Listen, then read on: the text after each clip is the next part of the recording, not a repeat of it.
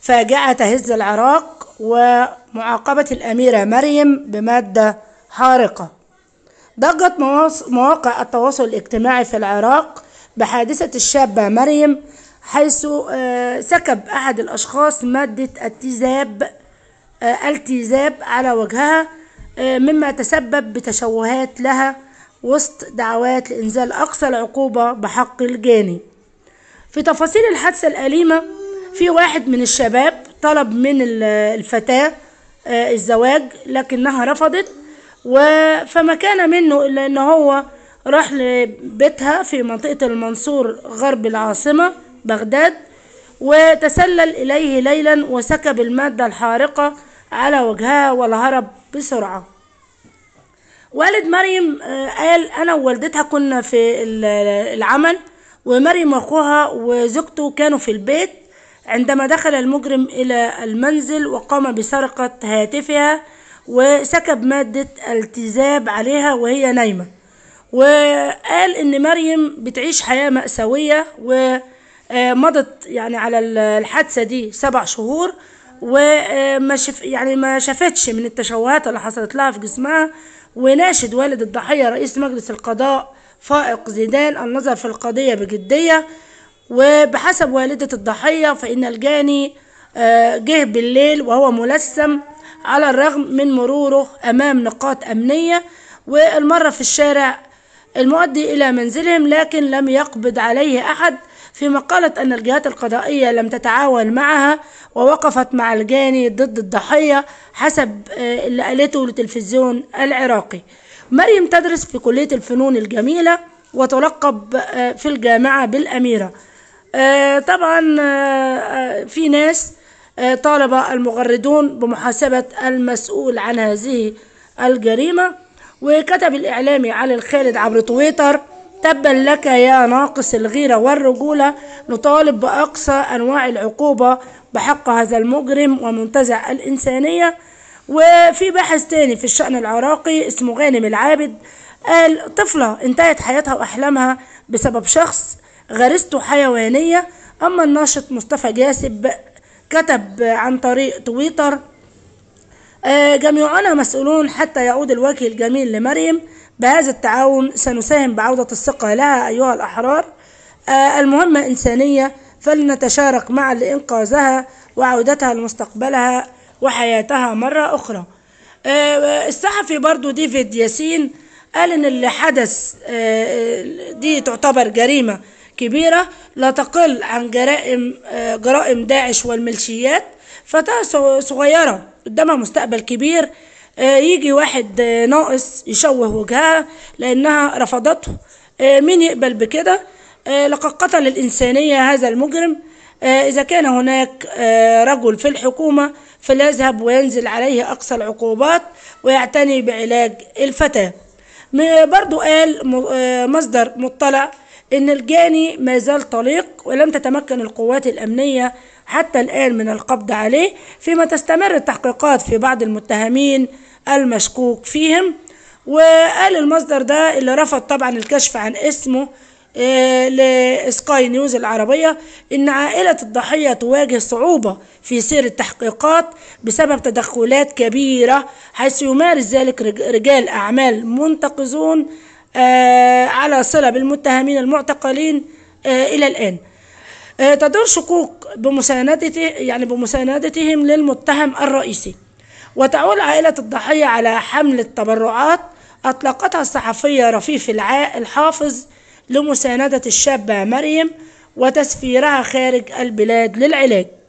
في ناشط في مجال حقوق الإنسان اسمه سامي العبد الله قال إن اللي حصل للشابة يمثل تحولا خطيرا في سلوك الإنسان، ويدفع نحو ممارسات لا يمكن تصورها، وهو ما يستدعي تدخل الجهات المعنية في القبض على المتورط بتلك الحادثة وتقديمه للعدالة.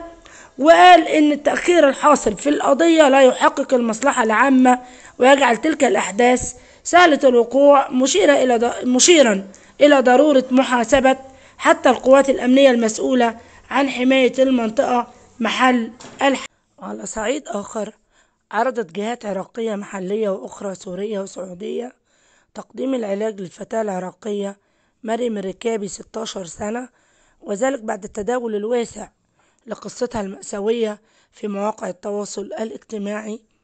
من بينها كان الإعلام الرسمي بتبني تكاليف علاجها من رجل الأعمال العراقي ورئيس قناة الشرقية الفضائية سعد البزاز. وعبر صفحته في تويتر ذكر الصحفي العراقي سيف صلاح الهيتي إن جهات عدة مهتمة بعلاج مريم، ساعية للتواصل مع ذويها. كاتب إيه بقى؟ كاتب: اللي يعرف عنوان أو رقم هاتف لأختنا مريم ياريت يزودني بيه في الدايركت. هناك جهات عدة ومنها دولية تريد المساهمة في علاجها.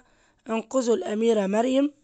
كما أطلقت الإعلامية العراقية رفيق الحافظ حملة تبرعات لدعم علاج مريم عبر صفحتها الرسمية في فيسبوك، وأسهمت من خلال حملة إعلامية عبر قناة آي نيوز الفضائية في تسليط الضوء على قضية مريم وتحشيد الرأي العام لصالحها.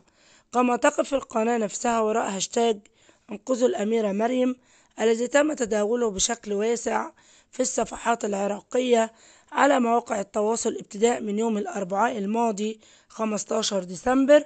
وفي الولايات المتحدة الأمريكية أطلقت الباحثة العراقية رشا العقيدي حملة تبرعات لدعم مريم الركابي.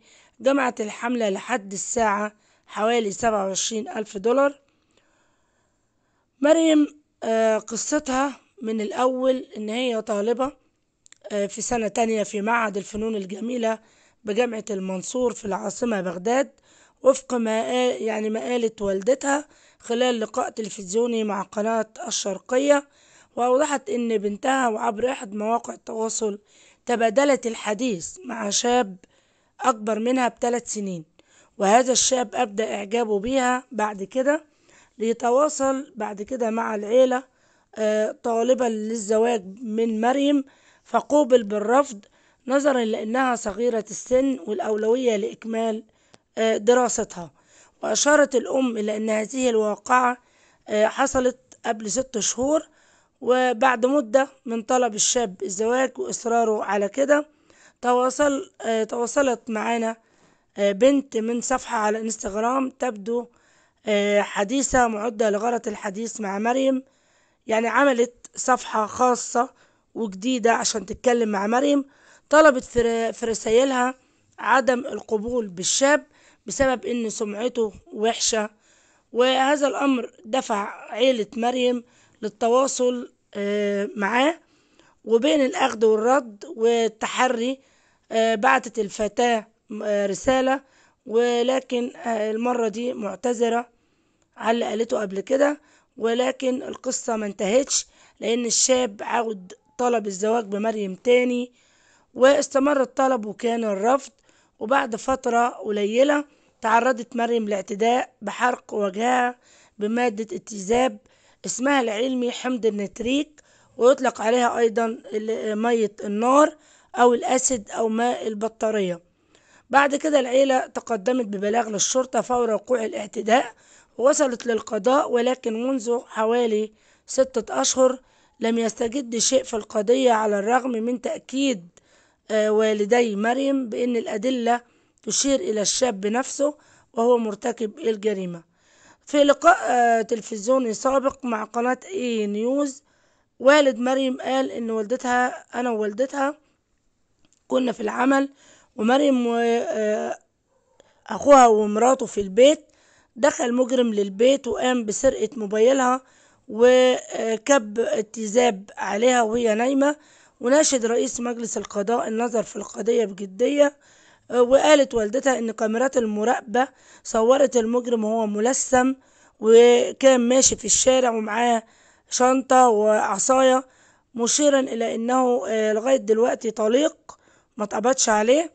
وتعرض وجه مريم لتشوهات كبيرة عدا عن إصابتها بضعف في السمع حسب تأكيد والدتها في مقابلتها مع قناة الشرقية.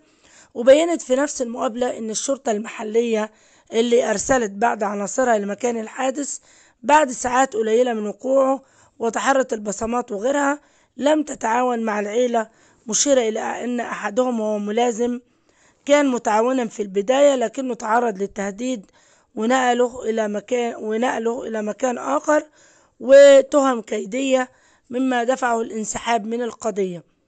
ولمدة 5 شهور فضلت مريم تحت العلاج في المستشفى. بتقول إن المدة دي شافت فيها العديد من الشابات الصغيرين ومنهم ناجحات ومتفوقات في الدراسة، إن هم اتعرضوا للعنف الأسري والزوجي، لكنهم طبعا متكتمين على كده ومش قادرين يتكلموا. ودعت جميع النساء لعدم الصمت، لأنه يعني استمرار الجرائم والعنف ضد النساء، منتقدة عدم تطبيق القانون، بالتالي غياب الرادع.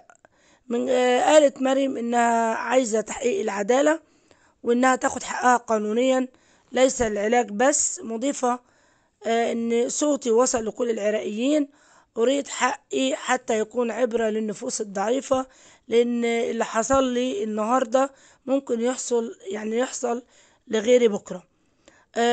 القضاء العراقي بعد تداول القضية اللي دفعت عشرات العراقيين لانتقاد القضاء، نشر موقع مجلس القضاء الأعلى توضيح بشأن الإجراءات القضائية المتخذة.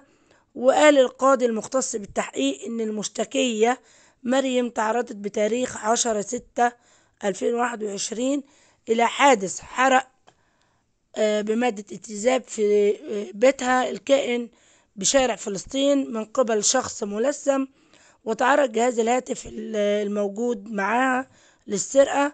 وقال إن أهلها قدموا شكوى أمام مركز شرطة القناة ضد المتهم عين قاف وصديقه عين ه، وتم إصدار أمر قبض بحقهما وألقي القبض عليهم وتم إيداعهم التوقيف ودونت أقوالهما، لكنهما أنكر ارتكاب الجريمة، إلى أن التحقيق مستمر بحق المتهمين لجمع الأدلة حسب القاضي.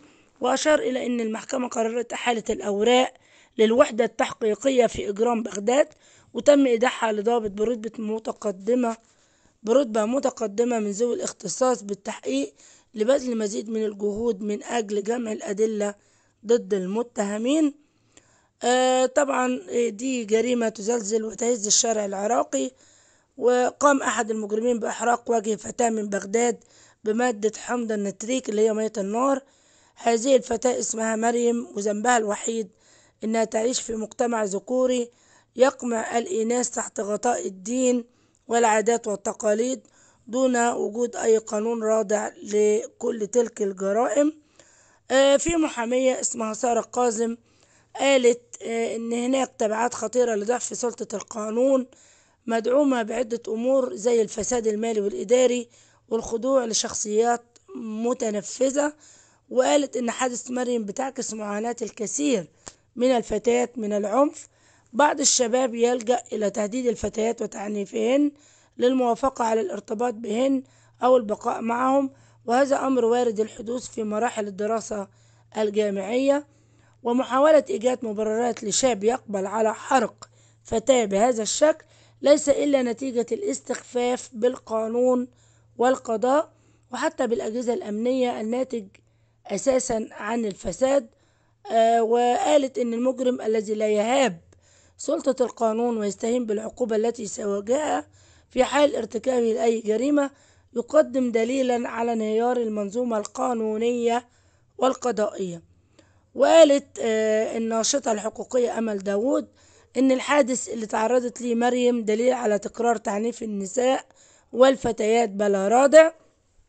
وقالت تعنيف النساء والفتيات سواء في البيت أو الأماكن العامة يتزايد بشكل ملحوظ يوم بعد آخر، وخاصة لما نعرف أن القانون فيه الكثير من القصور تجاه حمايتهن. وقالت أن المشكلة التانية تتعلق بنظرة المجتمع القبلي إلى المرأة بوصفها من الدرجة الثانية وأن الرجل هو الأول، لذلك نكتشف أن طلب الزواج بفتاة أو التعلق بها لا يعني بالضرورة ألا يتم تعنيفها. كل يوم ترتكب جريمة بحق فتاة وتطلق الحملات المدافعة، ويتدخل رئيس الوزراء ووزارة الداخلية والقضاء لحل الموضوع، ثم نفجع مجددا بحادثة